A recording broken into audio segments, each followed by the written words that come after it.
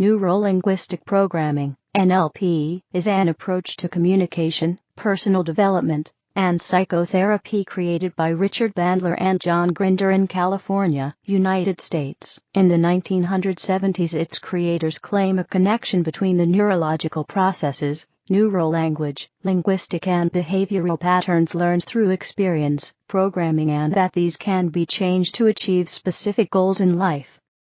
Bandler and Grinder claim that the skills of exceptional people can be modeled using NLP methodology, then those skills can be acquired by anyone. Bandler and Grinder also claim that NLP can treat problems such as phobias, depression, habit disorder, psychosomatic illnesses, myopia, allergy, common cold, and learning disorders, often in a single session. NLP has been adopted by some hypnotherapists and in seminars marketed to business and government. The balance of scientific evidence reveals NLP to be a largely discredited pseudoscience. Scientific reviews show it contains numerous factual errors and fails to produce the results asserted by proponents. Early development. According to Bandler and Grinder, NLP comprises a methodology termed modeling and a set of techniques that were derived from its initial applications by Bandler and Grinder. Many of those methods that have come to be considered fundamental were derived from the initial modeling by Bandler and Grinder of the work of Virginia Satir, Milton, Erickson, and Fritz. Perls. Bandler and Grinder also drew upon theories of Gregory Bateson, Alfred Korzybski, and Noam Chomsky, particularly transformational grammar, as well as ideas and techniques from Carlos Castaneda. Bandler and Grinder claim that the therapeutic magic, as performed in therapy by Perls, Satir, and Erikson, and by performers in any complex human activity, has a structure that could be codified using their methodology and thereby learned by others. Their 1975 book The Structure of Magic I, a book about language and therapy, is intended to be a codification of the therapeutic techniques of Perls and Satir. Bandler and Grinder say that they modeled Virginia Satir to produce what they term the meta-model via their process of modeling, a model for gathering information and challenging a client's language and underlying thinking. By challenging linguistic distortions, specifying generalizations, and recovering deleted information in the client's statements, the transformational grammar concepts of surface structure were said to yield a more complete representation of the underlying deep structure, and to have therapeutic benefit. Also derived from Satir were anchoring, future pacing, and representational systems. In contrast, the Milton model, a model of the purportedly hypnotic language of Milton Erickson, was described by Bandler and Grinder as artfully vague and metaphoric.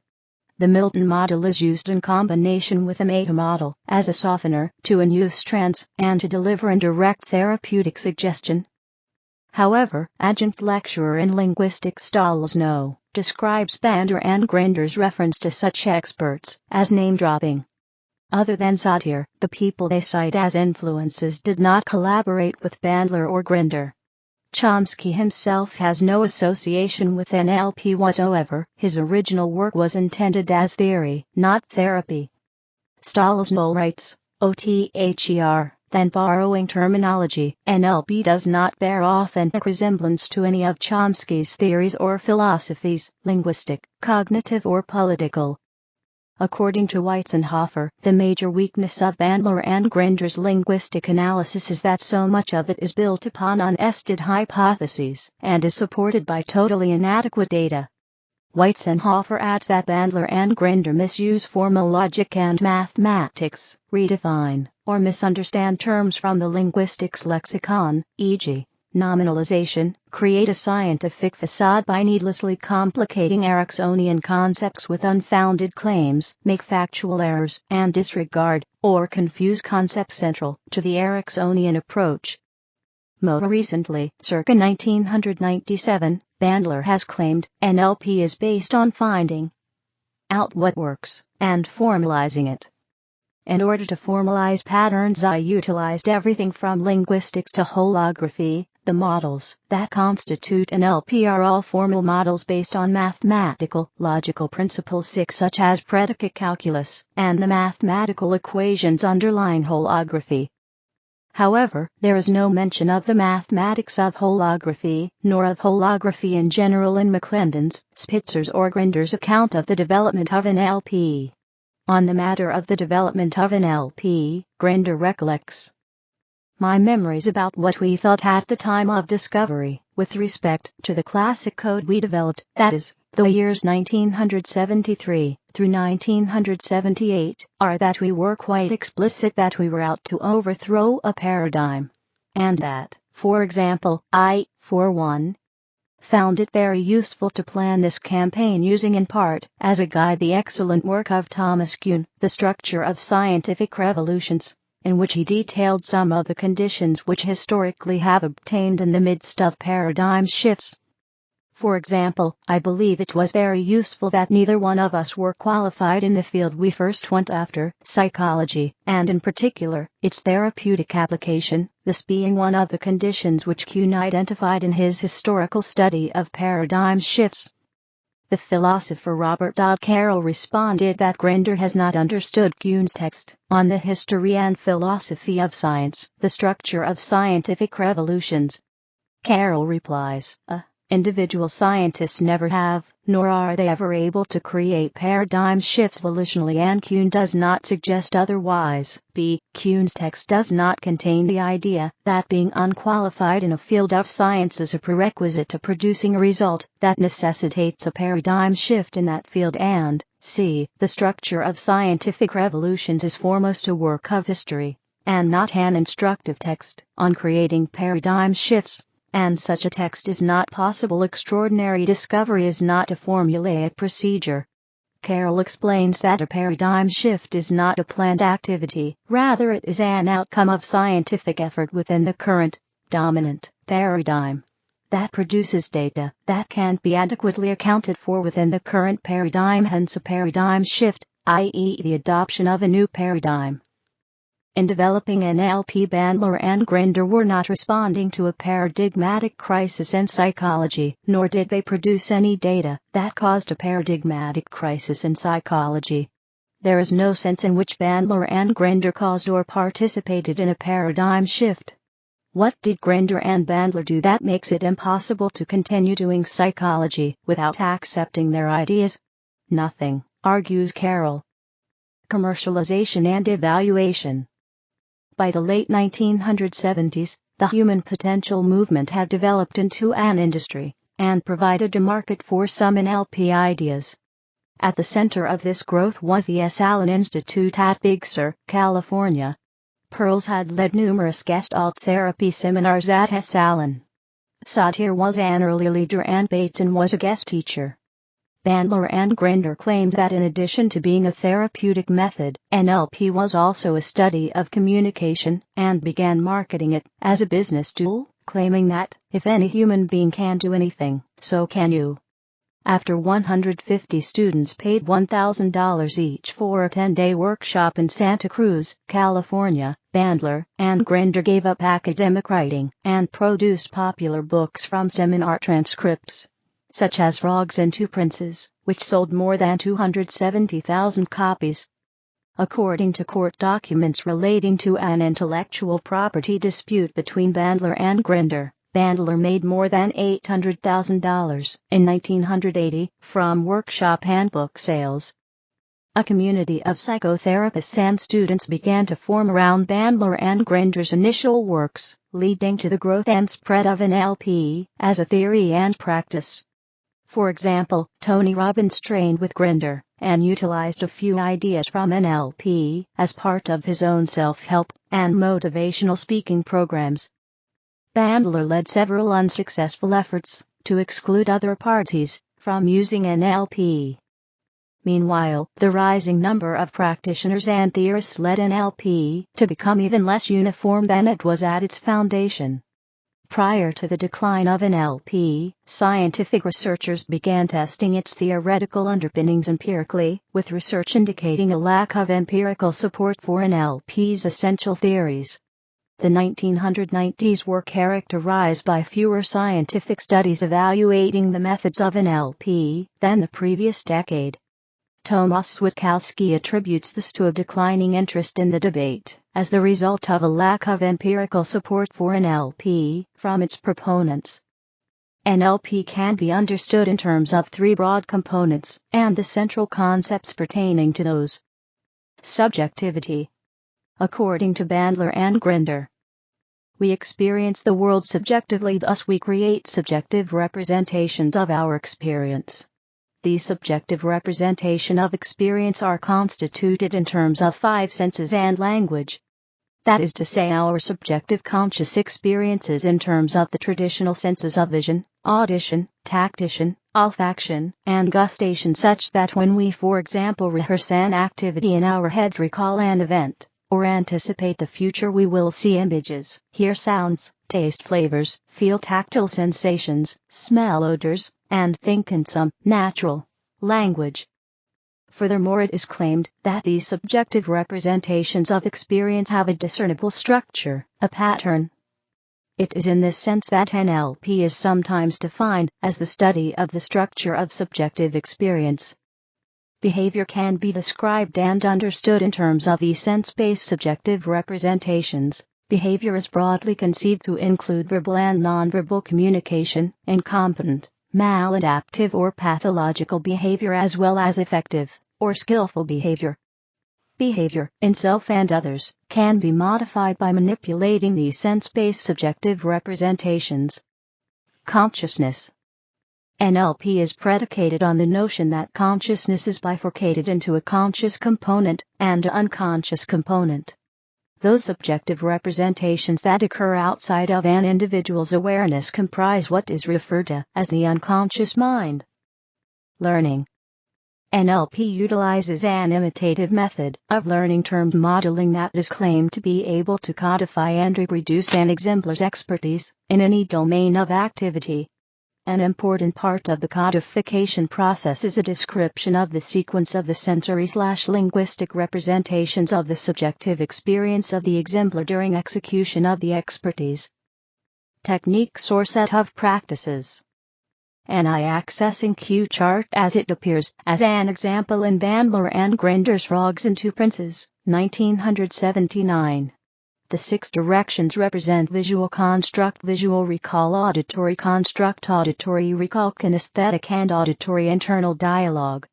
According to one study by Steinbach, a classic interaction in NLP can be understood in terms of several major stages, including establishing rapport, gleaning information about your problem mental state, and desired goals, using specific tools and techniques to make interventions, and integrating proposed changes into the client's life. The entire process is guided by the nonverbal responses of the client. The first is the act of establishing and maintaining rapport between the practitioner and the client, which is achieved through pacing and leading the verbal, e.g., sensory predicates and keywords, and nonverbal behavior, e.g., matching and mirroring nonverbal behavior, or responding to eye movements of the client. Once rapport is established, the practitioner may gather information, e.g., using them to model questions about the client's present state, as well as help the client define a desired state or goal for the interaction. The practitioner pays particular attention to the verbal and nonverbal responses as the client defines the present state and desired state, and any resources that may be required to bridge the gap. The client is typically encouraged to consider the consequences of the desired outcome and how they may affect his or her personal or professional life and relationships, taking into account any positive intentions of any problems that may arise, i.e., ecological check. Fourth, the practitioner assists the client in achieving the desired outcomes by using certain tools and techniques to change internal representations and responses to stimuli in the world. Finally, the changes are future-paced by helping the client to mentally rehearse and integrate the changes into his or her life. For example, the client may be asked to step into the future and represent, mentally see, hear, and feel what it is like having already achieved the outcome.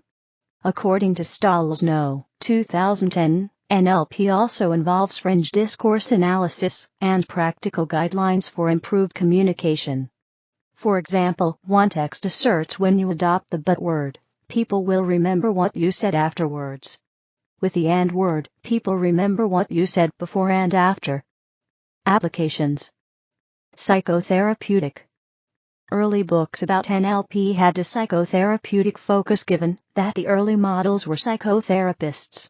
As an approach to psychotherapy, NLP shares similar core assumptions and foundations in common with some contemporary brief and systemic practices, such as solution-focused brief therapy. NLP has also been acknowledged as having influenced these practices with its reframing techniques, which seeks to achieve behavior change by shifting its context or meaning. For example, by finding the positive connotation of a thought or behavior. The two main therapeutic uses of NLP are, 1. As an adjunct by therapists practicing in other therapeutic disciplines, 2. As a specific therapy called neuro-linguistic psychotherapy, which is recognized by the United Kingdom Council for Psychotherapy with accreditation, governed at first by the Association for Neuro-linguistic Programming, and more recently by its daughter organization, the Neuro-linguistic Psychotherapy and Counseling Association. Neither neuro-linguistic programming nor neuro-linguistic psychotherapy are NICE approved. According to Stahl's No. 2010, Bandler and Grinder's infamous Frogs and Two Princes, and their other books boast that NLP is a cure-all that treats a broad range of physical and mental conditions and learning difficulties, including epilepsy, myopia, and dyslexia. With its promises to cure schizophrenia, depression, and post-traumatic stress disorder, and its dismissal of psychiatric illnesses as psychosomatic, NLP shares similarities with Scientology and the Citizens Commission on Human Rights, CCHR. A systematic review of experimental studies by Sturt et al., 2012, concluded that there is little evidence that NLP interventions improve health-related outcomes. In his review of NLP, Stephen Briers writes, NLP is not really a cohesive therapy, but a ragbag of different techniques, without a particularly clear theoretical basis, and its evidence base is virtually non-existent. Eisner writes, NLP appears to be a superficial and gimmicky approach to dealing with mental health problems. Unfortunately, NLP appears to be the first in a long line of mass marketing seminars that purport to virtually cure any mental disorder. It appears that NLP has no empirical or scientific support as to the underlying tenets of its theory or clinical effectiveness. What remains is a mass-marketed serving of psychopablum.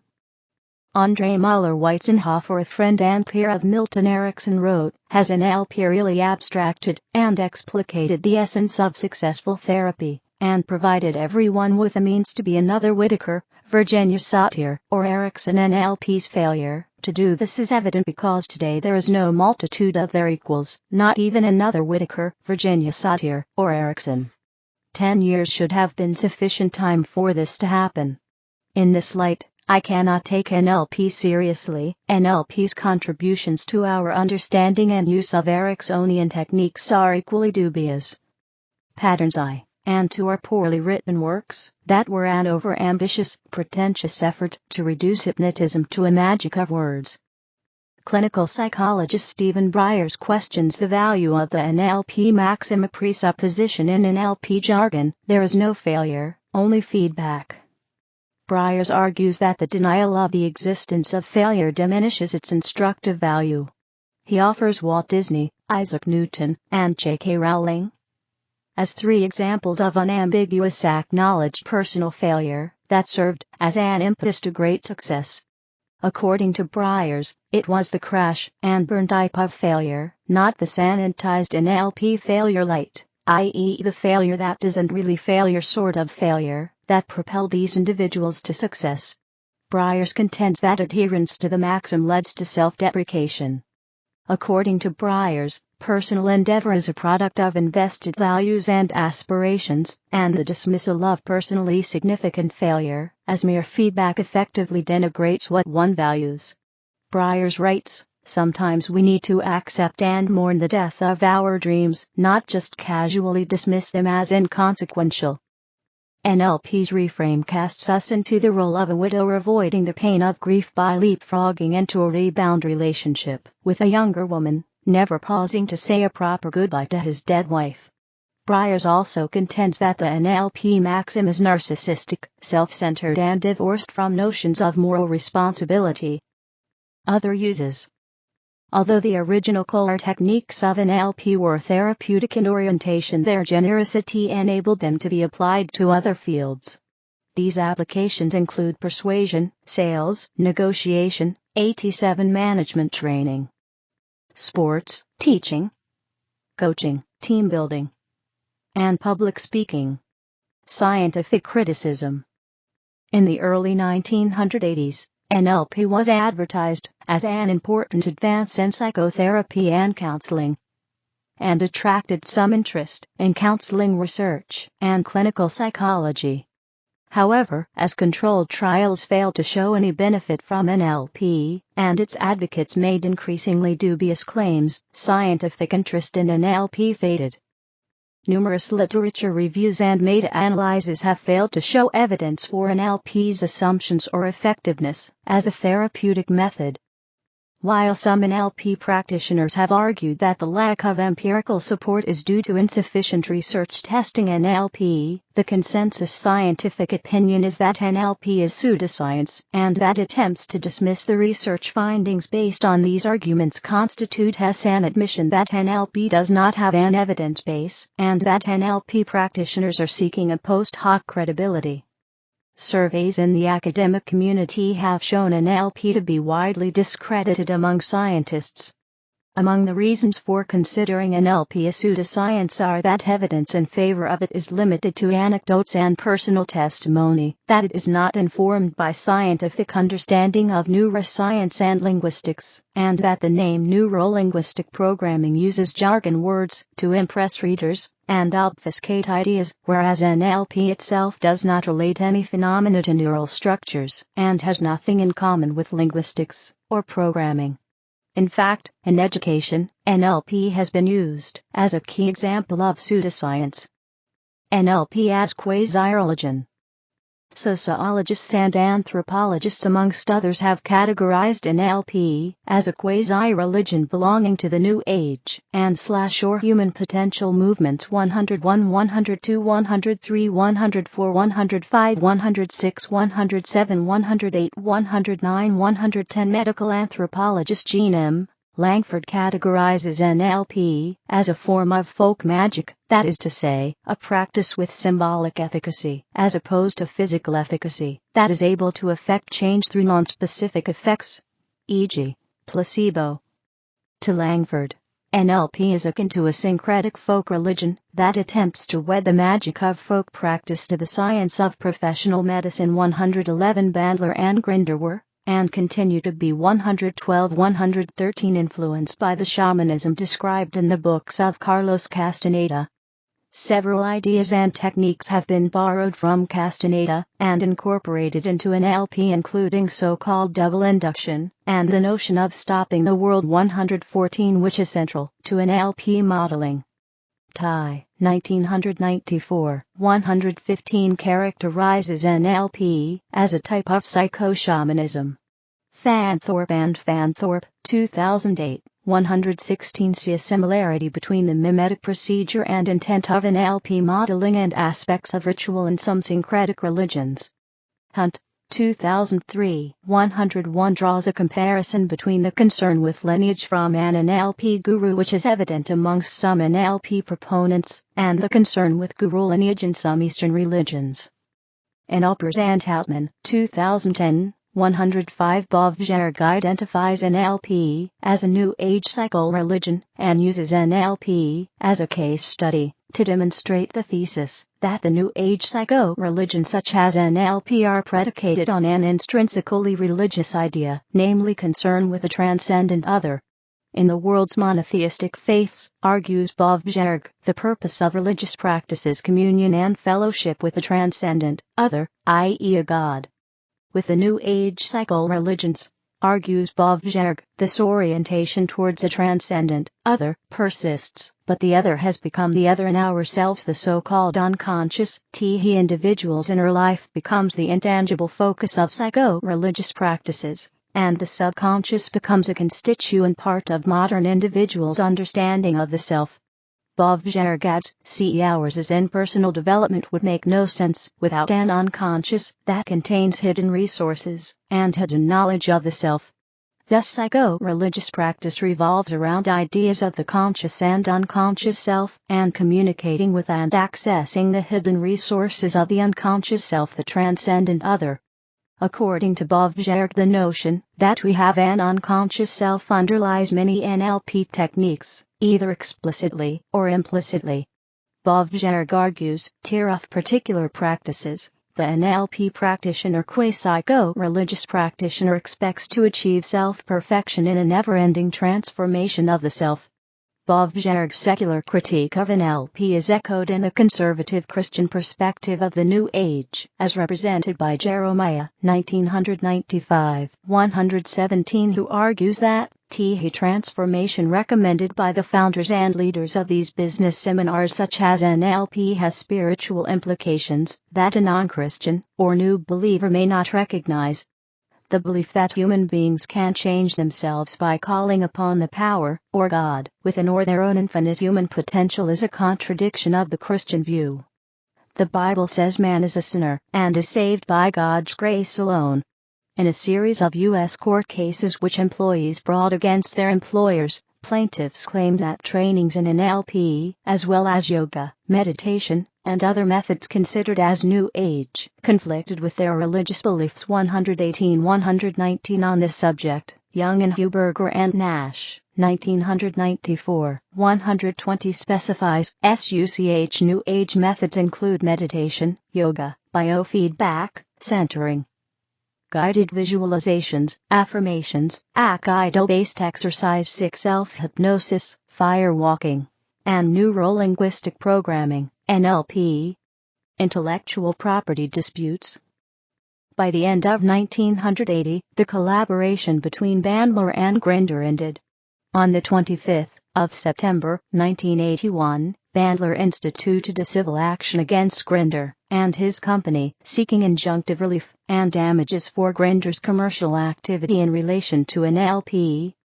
On the 29th of October, 1981, judgment was made in favor of Bandler 121 as part of a settlement agreement. Bandler granted to Grinder a limited 10-year license to conduct NLP seminars, offer certification in NLP, and use the NLP name on the condition that royalties from the earnings of the seminars be paid to Bandler.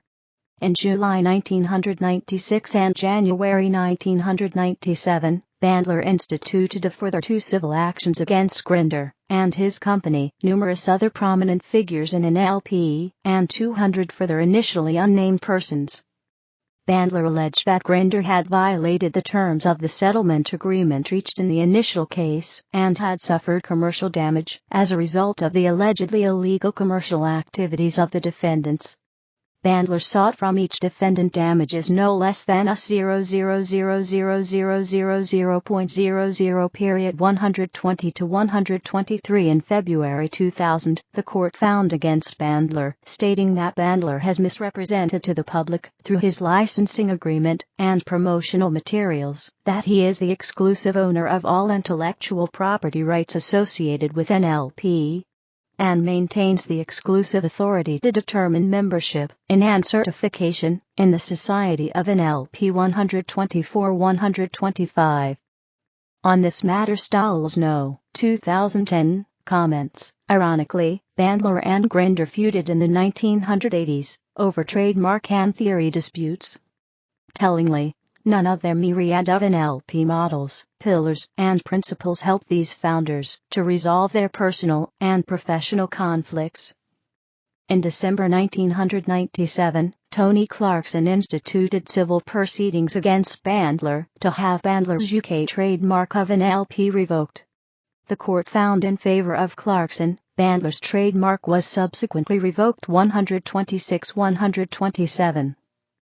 By the end of 2000, Bandler and Grinder entered a release where they agreed, amongst other things, that they are the co-creators and co-founders of the technology of neuro-linguistic programming, and mutually agreed to refrain from disparaging each other's efforts, in any fashion, concerning their respective involvement in the field of neuro-linguistic programming. 128. As a consequence of these disputes and settlements, the names NLP and neuro-linguistic programming are not owned by any party, and there is no restriction on any party offering an NLP certification. 129, 130, 131, 132, 133. Associations, certification, and practitioner standards. The names NLP and neuro-linguistic programming are not owned by any person or organization, they are not trademarked intellectual property. 134, 135, and there is no central regulating authority for NLP instruction and certification. 133, 136, there is no restriction on who can describe themselves as an NLP master practitioner or NLP master trainer, and there are a multitude of certifying associations.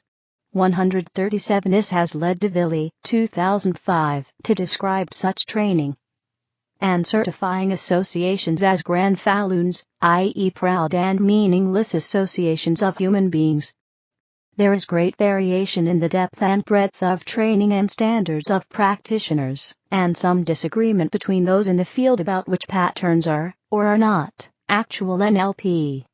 138. NLP is an open field of training with no official best practice, with different authors, individual trainers, and practitioners having developed their own methods, concepts, and labels, often branding them as NLP. The training standards and quality differ greatly. 139. In 2009, a British television presenter was able to register his pet cat as a member of the British Board of Neuro-Linguistic Programming, BBNLP, which subsequently claimed that it existed only to provide benefits to its members, and not to certify credentials. 140.